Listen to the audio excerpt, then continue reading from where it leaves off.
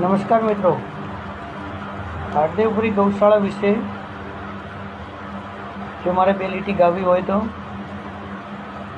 હે મારા બાપાનો ડંકો વાગે છે, હરદેવપુરી બાપાનો ડંકો વાગે છે, દર્શન કરવાથી દુખડા ભાગે છે, મારા બાપાનો ડંકો વાગે છે. જય માતાજી મિત્રો, મારી ઇન્સ્ટાને ફોલો કરજો, લાઈક શેર કરજો અને કોમેન્ટ કરજો.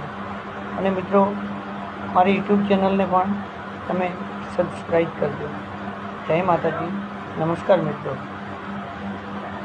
તો હું આવા ને આવા નવા ગીતો તમને સંભળાવતો રહીશ. જય માતાજી.